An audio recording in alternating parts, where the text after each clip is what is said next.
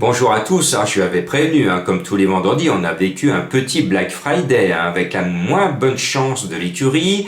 Devant, il y a un emoji vert, derrière, il y a 25 mètres et pas d'emoji, et qui c'est qui est devant la préférée des deux? C'était ce numéro 8 qui, pour certains, vous manque sur le ticket. Bon, voilà, on est habitué depuis longtemps à avoir des surprises à Vincennes.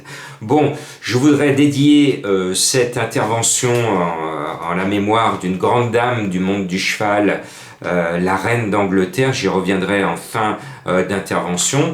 Et je vais partir maintenant vers un petit quintet avec un non partant de dernière minute. Pratiquement, c'est le 3 qui n'est pas au départ. Et je me demande pourquoi pourquoi les dirigeants n'ont pas choisi la première course à Vincennes, parce qu'il y avait de jeunes chevaux et avec un nombre un peu plus important. Donc je vous propose de faire confiance quand même à un cheval que j'aime bien, comme Giboulet de Mars. Quand j'ai vu les partants, je me suis dit que Flandre, le numéro 6, était la meilleure chance. Elle part devant, c'est Dorieux, un entraîneur que j'aime beaucoup. Donc pour moi, allez, on y va avec le 6. Et puis il y en a un qui fait un long déplacement, il monte du Midi pour venir, c'est Roubaud avec son 5 Edgino, confié à Eric Raffin. Ça sent un déplacement fructueux pour cet entraîneur et j'adhère à sa confiance. Après, en seconde ligne, on va mettre Mathieu Abrivard parce qu'il nous doit des sous, Mathieu Abrivard. J'étais confiant avec lui aussi la dernière fois sur Figaro Gemma, le 11, mais il a eu un parcours un peu pourri, il le reconnaît lui-même dans les colonnes d'un célèbre journal des courses. J'ai posé les mains parce que c'était tellement compliqué que c'était pas la peine d'esquinter le cheval, donc il l'a respecté. Donc Mathieu, nous on t'a beaucoup joué la dernière fois, il faut que tu nous rembourses. Donc voilà, message transmis, acquis de droit, mais c'est bien qu'un professionnel explique pourquoi il a posé les mains, et là il a expliqué, et j'accepte son mot d'excuse. Maintenant, remboursement obligatoire ce samedi. Devant, alors je tire les oreilles à son éleveur, comment on peut baptiser un cheval fossoyeur? Fossoyeur. Le numéro 7, bon, il y a des noms beaucoup plus poétiques, plus romantiques. Giboulet de Mars, par exemple. Ça, c'est un joli nom qui me plaît, mais fossoyeur. Fossoyeur. Bon, le 7 ne va pas creuser sa tombe, j'ose l'espérer, parce que c'est un cheval qui vieillit bien et qui trouve ici l'occasion pour son entraîneur driver, peu connu au niveau des quintets, de se faire un nom dans cette catégorie. Le cheval est prêt, il reste sur une gagne. Eh bien, moi, j'aime les contes de fées. Normalement, ça devrait aller. Et s'il n'est pas là, on dira ICJ, l'un des favoris qui n'a pas fait l'arrivée. Je poursuis avec le numéro 4, Chanal du Garden. C'est un cheval de l'écurie David. J'aime bien l'écurie David. Le cheval est bien, un peu délicat. Ses distancements écorchent un petit peu son palmarès récent de ces derniers mois. Mais s'il reste sage comme une image, ce numéro 4, Fanal du Garden, devrait être dans la bonne combinaison. Je reviens en seconde ligne derrière le Tostar pour vous glisser le cheval de Madame Colombo, qui est le 12 Giant Shadow, qui est un Goop, mais Gurn Goop depuis 2 ans. En plus, il avait perdu, vous vous en souvenez, la drive de FaceTime Bourbon. Il a un peu la poisse chez nous en France. Heureusement, il réussit mieux au pays des Vikings. Là, j'espère qu'il va aller sur un meeting d'hiver 22-23, un peu meilleur pour son plan comptable. Bon, là, il nous présente le 12, qui, à mon sens, est le meilleur du lot, mais il n'est pas à 100%. Mais Madame Colombo, à mon sens, a fait un bon choix de vous le glisser dans son petit pro Noël, puisqu'elle vous en sort 1 et 5 le vendredi soir. Je termine toujours en restant derrière avec Zanté Laser le 13, et je fais bien régulièrement de m'abonner à Franck Nivard parce qu'il nous a gagné le quintet de vendredi soir. Ce 13 a de l'expérience, il a de la vitesse, il y a peu de partants et je pense qu'il a les moyens nécessaires de compléter la bonne arrivée. Normalement, je vous mets un indice de confiance de 5 sur 5, là je vous ai donné le quintet. Si tel n'était pas le cas, il faut aller chercher un tocard. Il y a ce petit jeu je vais chercher un cheval qui est meilleur au trot monté et qui est en seconde ligne. Donc il a tout contre lui. Mais le 10 Phyros, finalement, à mon sens, n'est pas une non-chance. Alors c'est pas le cheval que je joue, mais c'est parce que je suis un fan de la main de François Lagadoc. Et ce François Lagadoc, il est toujours capable de se glisser à l'arrivée quand on ne l'attend pas. Donc voilà, et comme on aura peut-être encore une surprise comme ce vendredi soir, j'ai fait l'effort d'aller chercher un cheval à surprise, ce numéro 10.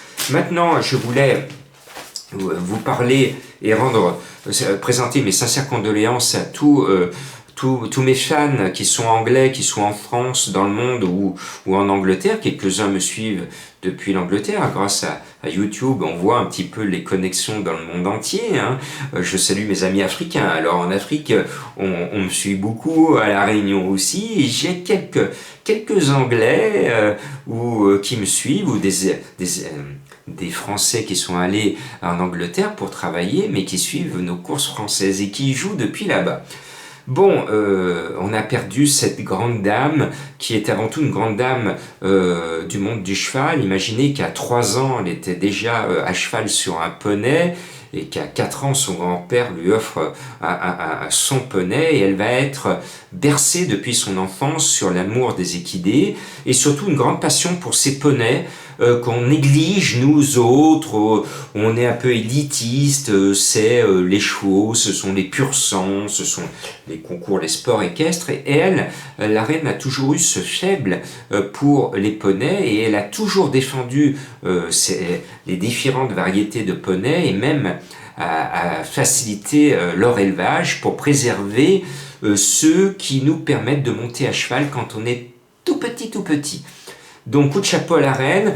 Moi, je sais que j'étais plus fan de la reine mère, qui était très sympathique, notamment quand elle allait avec Elisabeth au meeting royal d'Ascot avec sa calèche. Elle était vraiment très souriante, alors qu'Elisabeth, par sa fonction, était obligée d'être un peu plus stricte. Mais on notera quand même au passage quand même une date extraordinaire. C'était en juin 1974 à Chantilly. La reine est là, elle arrive avec une Rolls-Royce devant une foule au comble de sa joie de voir la reine chez nous en France à Chantilly, et la reine est au comble de sa joie et de sa visite parce que son cheval Aglir, qui porte le nom d'un château dans la campagne anglaise, gagne le prix de Diane. C'est certainement le prix de Diane le plus historique de l'histoire des courses, celui de 1974, où Elisabeth reçoit la coupe. Les Français lui disent: on va graver votre nom, le nom du cheval.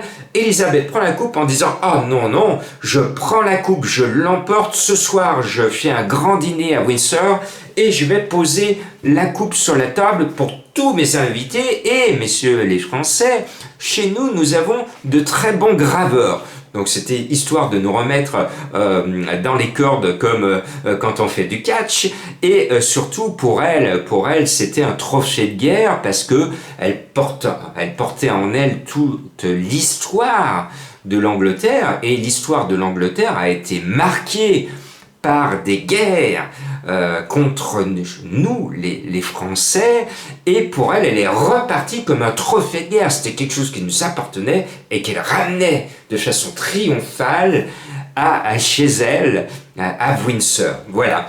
Donc, pour moi, c'est l'occasion de saluer cette grande dame qui nous a tous accompagnés pendant nos vies. Moi, je l'ai toujours connue. Et je voudrais saluer, on n'en parle pas du tout, de la reine-mère qui a été aussi sympathique, sinon plus, pendant toutes ces années qui ont bercé son accompagnement d'Elisabeth. Et je voudrais terminer, parce que vous le savez, ça fait plus de 30 ans que je suis dans l'humanitaire, que je m'occupe beaucoup des sans-abri, et actuellement je suis en train, avec mon association, d'éviter qu'une personne se retrouve à la rue, et on finance pendant 2 mois son loyer pour qu'il ne soit pas exclu, et c'est quelqu'un qui est en difficulté dans le Cher, donc loin de mes bases lyonnaises. Donc je voudrais dire simplement à ces grands de ce monde, à ces rois, à ces reines, que de partout dans le monde, et notamment en Angleterre, il y a des gens qui crèvent de faim dans les rues. Et on se souvient que chez nous, au moment de Louis XVI, le roi n'a jamais entendu le cri d'alarme. On lui disait régulièrement « le peuple a faim ». Le peuple crie famine.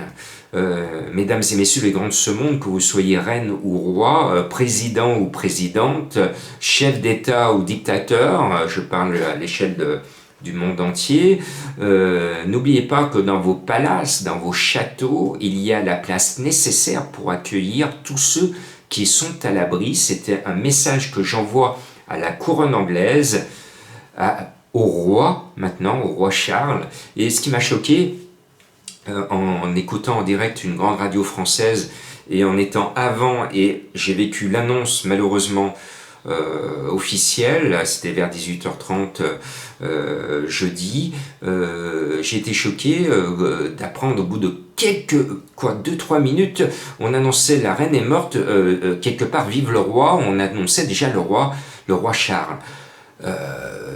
Je trouve que nous vivons une époque où, oui, c'est comme au Moyen-Âge, le roi est mort, vive le roi. Prenons le temps d'être en deuil, prenons le temps d'être en deuil. Je trouve que c'était déplacé de parler déjà du roi, alors que le moment était au recueillement.